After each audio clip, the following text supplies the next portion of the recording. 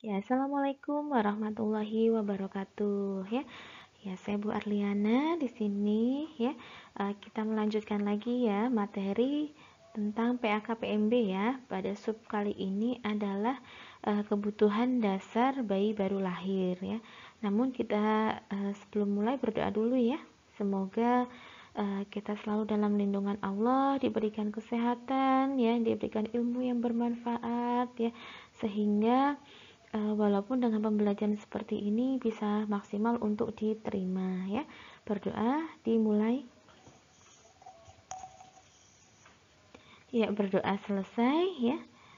Ya, pada kesempatan kali ini saya akan membahas tentang kebutuhan dasar bayi baru lahir ya. Ya, seperti yang kita ketahui pada pertemuan sebelum-sebelumnya ya, mungkin dengan Bu Rini atau dengan Bu Rosi ya, sudah pernah membahas tentang kebutuhan dasar pada ibunya ya, baik ibu hamil, bersalin ataupun nifas ya. Nah, pada kesempatan kali ini untuk bayinya ya. Nah, kenapa? Ya, pengertian bayi baru lahir itu adalah disebut juga dengan neonatus ya, merupakan individu yang sedang tumbuh ya dan baru saja mengalami trauma kelahiran serta harus dapat melakukan penyesuaian diri dari kehidupan intrauterin ya, dari dalam kandungan ya ke ekstrauterin di luar kandungan ya. Nah, bayi baru lahir normal ini adalah bayi yang lahir pada usia kehamilan 37 sampai 42 minggu ya. Kalau di dalam bulan berarti di atas 9 bulan lebih ya. Nah, untuk berat badannya sekitar 2.500 sampai 4.000 gram ya. Ini disebut dengan bayi normal. Kalau di bawahnya itu ya mungkin ada klasifikasi lagi, yaitu berat badan lahir rendah. Nah, kebutuhan bayi baru lahir ya, bayi baru lahir itu butuhnya apa sih gitu ya, apa yang harus kita penuhi. Itu pastinya ada kebutuhan, ada yang harus dipenuhi ya, karena bayi tidak bisa melakukannya sendiri, berbeda sama kita yang misalnya butuh makan, butuh makan ya, memang kemudian kita ambil makanan dan langsung dimakan, tapi bayi tidak seperti itu ya. Kebutuhan bayi baru lahir itu seperti ya kebutuhan asuh ya, kebutuhan ASI, kebutuhan ASAH ya. Di sini kebutuhan asuh yaitu fisik biomedis ya, kebutuhan ASI itu psikologisnya, dan kebutuhan ASAH itu akan stimulasi mentalnya.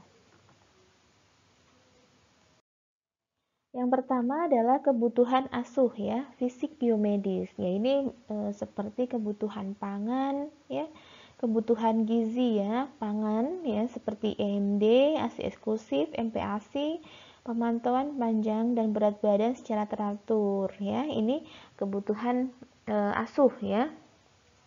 Kemudian membutuhkan juga perawatan kesehatan dasar seperti imunisasi yang sesuai jadwal dan pemberian vitamin K dan higien dan sanitasi, sandang papan ya. Kemudian kesegaran jasmani, rekreasi dan pemanfaatan waktu luang ya. Nah, ini kebutuhan-kebutuhan pada bayi baru lahir terkait dengan kebutuhan asuh. Nah, yang pertama adalah pemberian pangan atau nutrisi ya. Nah, pemberian makanan atau pemberian pangan, pemberian nutrisi itu dimulai sejak bayi lahir ya.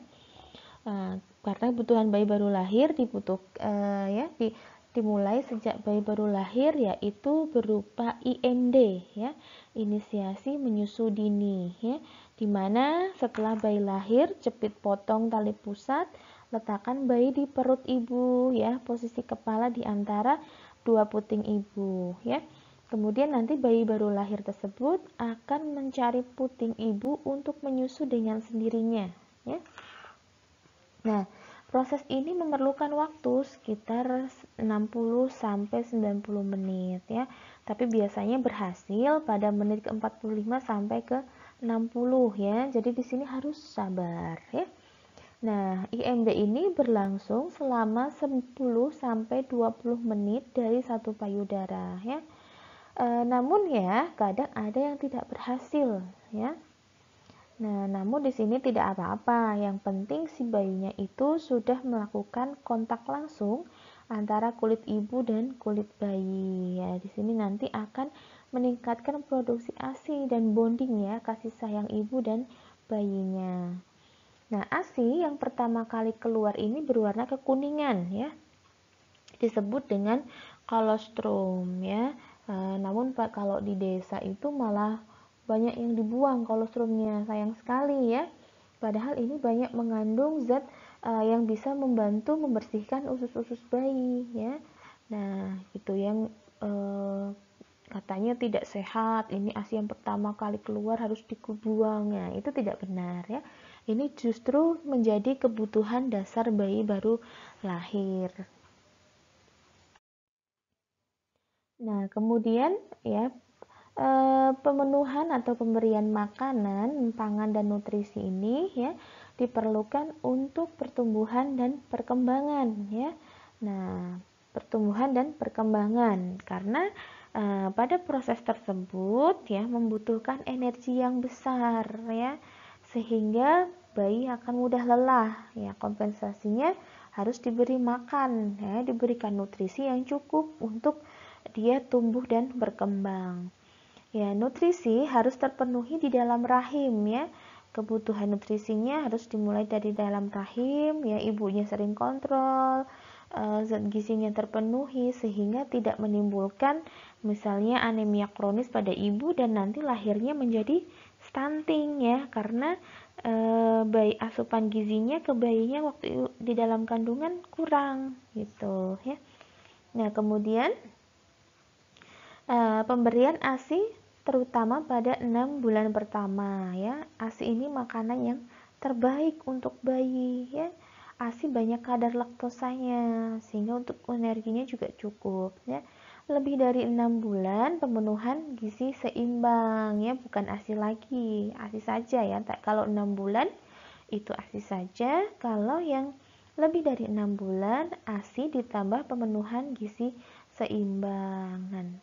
Nah, pemberian pangan atau nutrisi ini juga harus diiringi dengan pengetahuan ibu dan keluarga tentang gizi ini ya, harus dikuasai gitu. Ya, jangan sampai ibunya tidak tahu bagaimana memenuhi gizi bayi waktu sudah lahir ya. Nah, akhirnya bayinya kecil, kurang gizi atau gizi buruk kan sayang sekali ya, nanti bisa mengganggu pertumbuhan dan perkembangannya. Kemudian nutrien ya dapat digolongkan menjadi 3 golongan ya, yaitu golongan yang membangun, golongan yang sebagai sumber tenaga, dan golongan pelindung ya. Kalau zat pembangun ya protein hewani, protein nabati ya, kira-kira 2 sampai 3 gram per kilogram berat badan per hari ya. Misalnya ikan, daging, susu, telur dan lain-lain ya. Kemudian golongan sumber tenaga ya, kita sudah kenal sekali nih ya, sudah akrab dengan istilah sumber tenaga. Ya, ada karbohidrat, lemak ya, seperti singkong, beras, jagung, kentang dan lain-lain. Kemudian golongan pelindung nih, zat pelindung. Ini ada mikronutrien ya.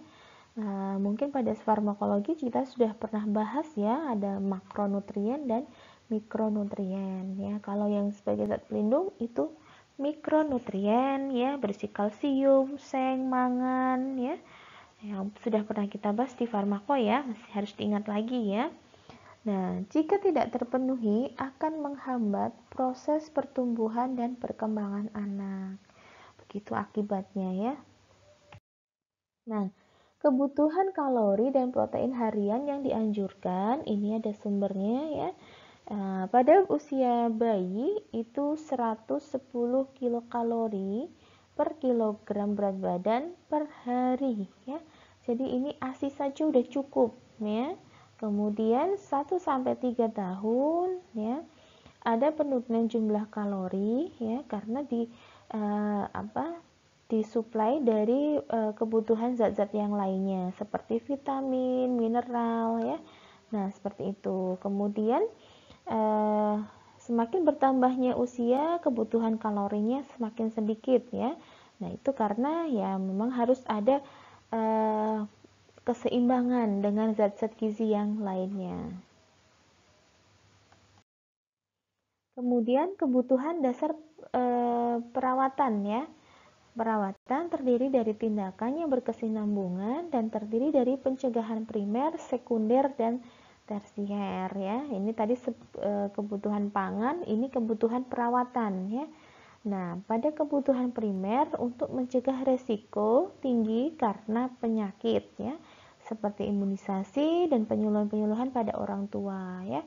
Kemudian pelayanan kesehatan secara teratur ya harus ditimbang ya minimal 8 kali dalam setahun ya, dan dilakukan SDI-DTK yaitu stimulasi deteksi dini tumbuh kembang ya minimal 2 kali setahun untuk memantau gangguan tumbang dan penyakit pada anak. Kemudian diberikan vitamin A ya untuk bayi 6-11 bulan ya, dan vitamin ini yang berwarna biru ya untuk 6-11 bulan, dan untuk yang vitamin A merah ya itu untuk usia 12-59 bulan ya. Nah, ini juga diberikan untuk ibu nifas ya sebanyak 2 kapsul. Kemudian imunisasi ya, ada BCG, polio, DPT, HB, dan campak agar terlindung dari penyakit yang bisa dicegah dengan imunisasi ya. Nah, imunisasi ini disebut dengan imunisasi dasar lengkap ya, kebutuhan dasar yang harus dilengkapi. Kemudian kebutuhan pakaian ya.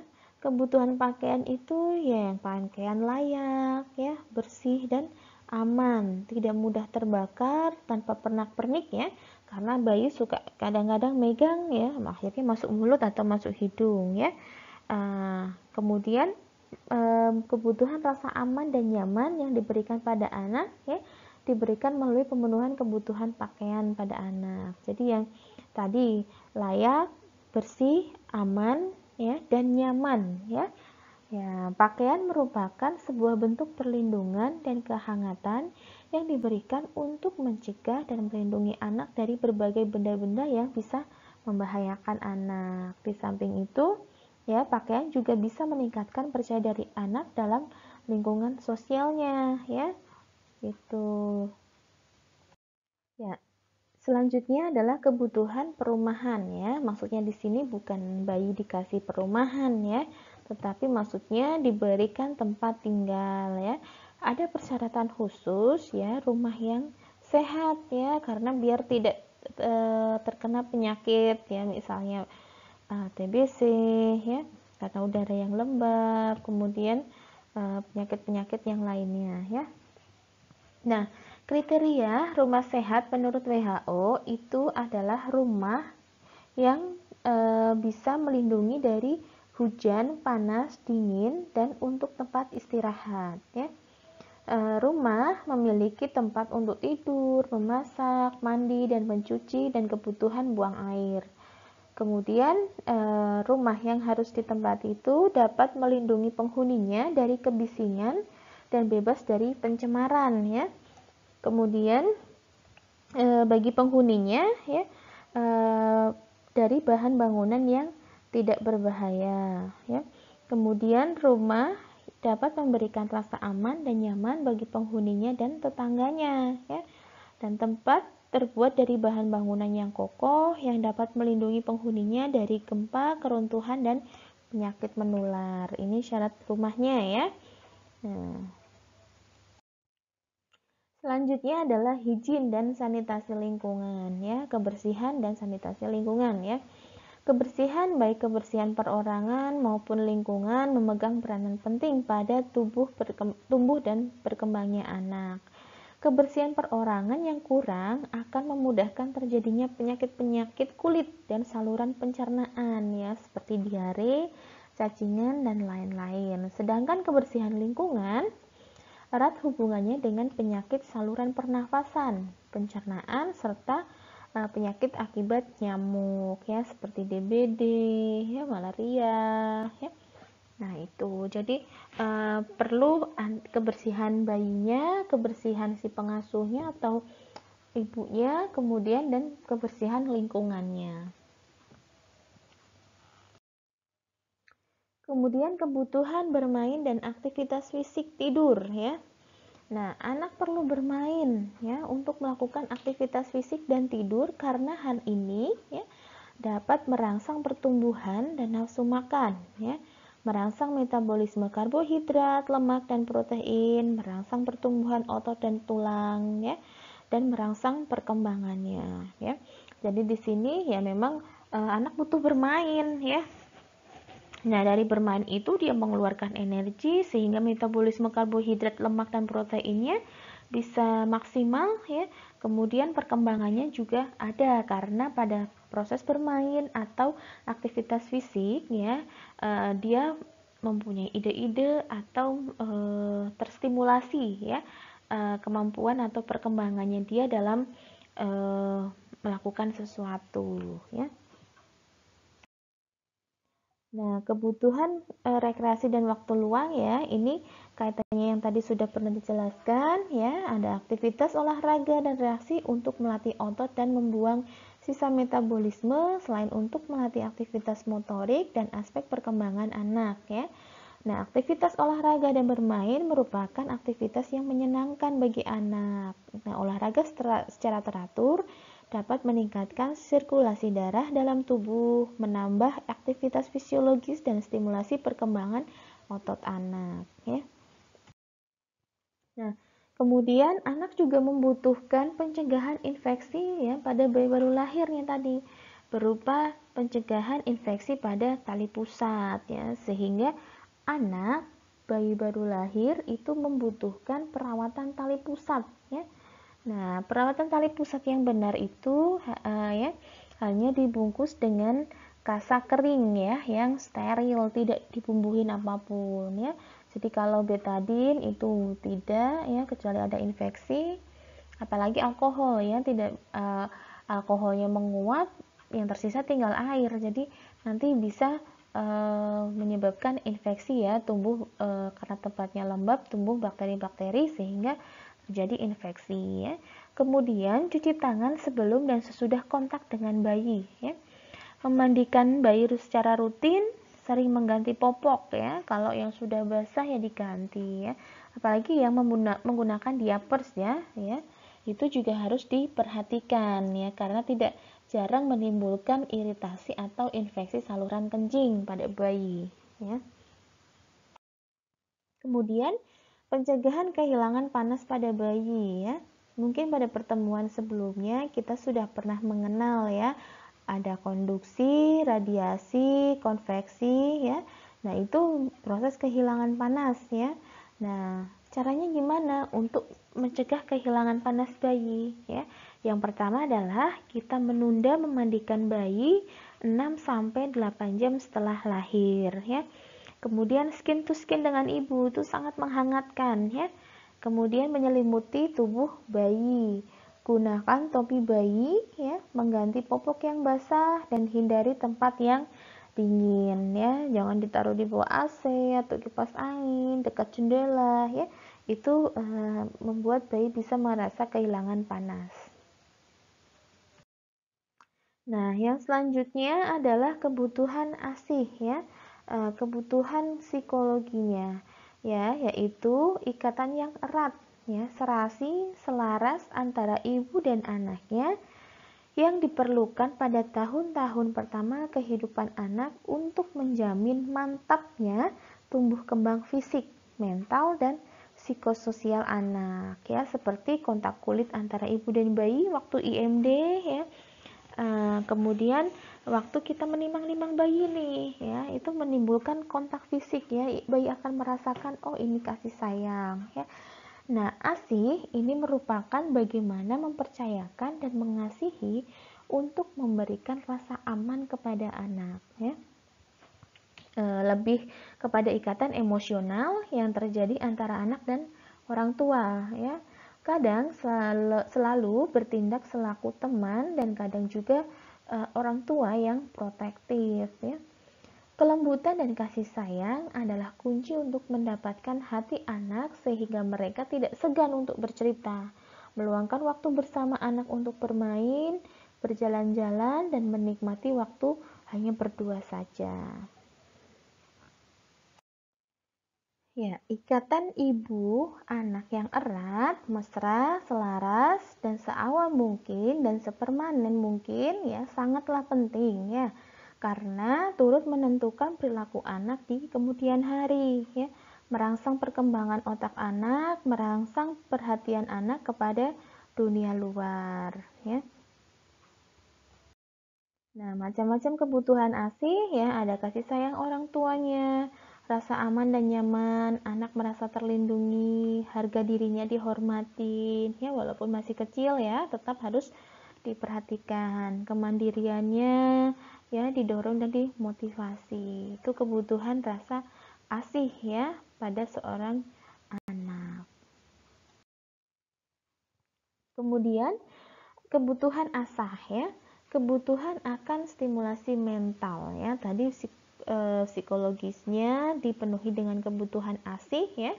Nah, sekarang asah ya merupakan proses pembelajaran pada anak ya, agar anak tumbuh dan berkembang menjadi anak yang cerdas, ceria dan berakhlak mulia, maka periode balita menjadi periode yang menentukan sebagai masa keemasan atau golden period ya, jendela kesempatan yaitu window of opportunity ya, dan masa kritis ya, critical period yang tidak mungkin terulang lagi ya. Jadi harus diperhatikan pada usia-usia anak. Oleh karena itu, ya, pertumbuhan dan perkembangan anak usia dini melalui perawatan, pengasuhan dan pendidikan anak usia dini harus memperhatikan hal berikut ya. Adanya stimulasi, deteksi, intervensi dini tumbuh kembang anak, pengembangan moral dan etika dan agama, perawatan pengasuh pendidikan anak usia dini, pendidikan pelatihan ya.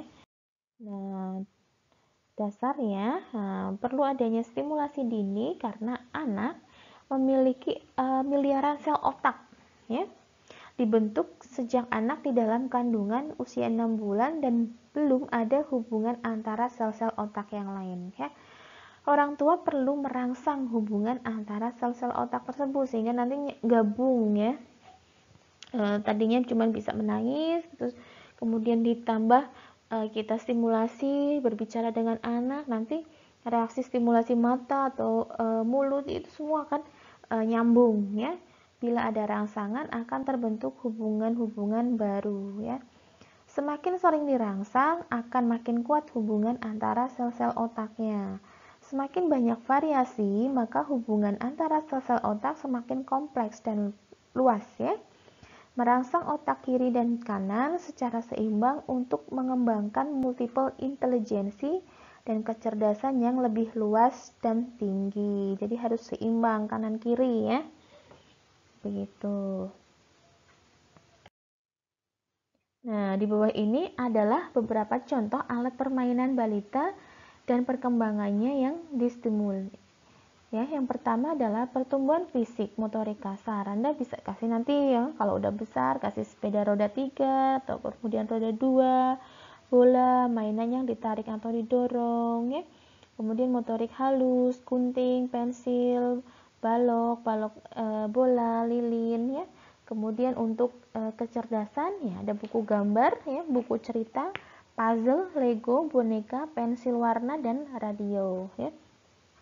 Kemudian untuk stimulasi bahasa bisa pakai buku gambar, buku cerita, majalah, radio, atau televisi ya.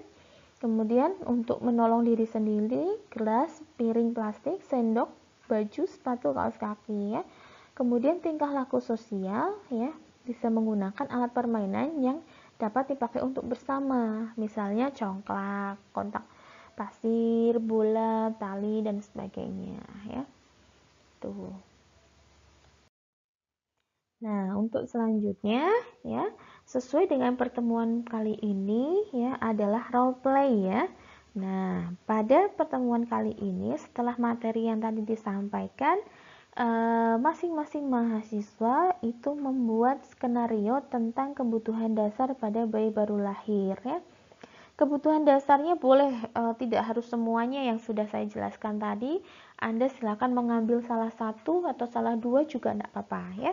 Yang penting ada kebutuhan dasarnya apa ya. Nah, skenario itu ditulis dalam bentuk kertas A4 ya. Spasinya 1,5 ya. Hurufnya Times New Roman ya. Naskah diupload pada kolom tugas di Skalsa ya. Tugas dikumpulkan maksimal 1 minggu terhitung dari tanggal pertemuan ya. Ya, bila ada yang kurang jelas silahkan bisa ditanyakan lewat Skalsa atau di forum ya, atau bisa lewat WA ya. Nah, itu gimana? Ya, jadi membuat skenario ya yang berisi tentang kebutuhan dasar kebutuhan dasar bayi baru lahir. Terserah mau yang mana ya, disesuaikan saja. Ya, sekian dan terima kasih ya. Akhir kata, wabillahi taufiq wal hidayah. Wassalamualaikum warahmatullahi wabarakatuh.